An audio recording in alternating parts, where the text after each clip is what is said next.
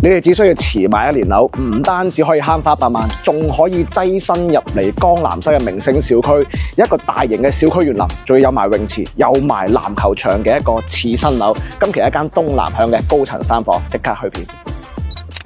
今年6月份呢個單位成交價咧係550萬，上年11月份呢個單位成交價咧係600萬，遲買樓嘅你哋又贏咗啦！江南西2010年嘅一個次新樓，仲有一個東南向海逸家園，算得係江南西嘅砍巴圖，真係一個名盤嚟嘅。因為佢嘅呢啲戶型咧做得非常之好，你可以感受到啦，新規先至可以擁有嘅一個大陽台，而且佢嘅景觀嚟講咧非常之 beautiful 嘅。咁啊，成間嚟講咧，裝修保養咧叫做比較好。除咗佢傳統戶型之外咧，亦都係一個7字單邊位，仲要係雙陽台嘅佈局嚟嘅。咁業主嘅話咧，就將呢個陽台啦已經打通咗啦，令到佢嘅廚房嘅操作空間咧更加之闊落嘅。而且呢隻戶型嘅話咧，佢當時候嘅設計啊，係全部房間咧都係做晒反飄窗嘅。你可以過嚟呢邊感受一下，全部都係反飄窗，係咪下邊冇飄窗？咁地面面積嘅話咧，用起身會更加之闊落嘅。咁當時候依間屋嘅依間房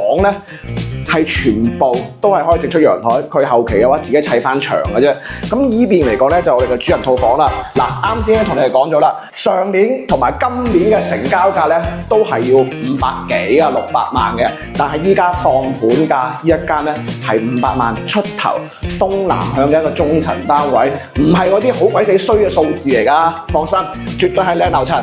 有興趣嘅話咧，關注我團，帶你過嚟睇。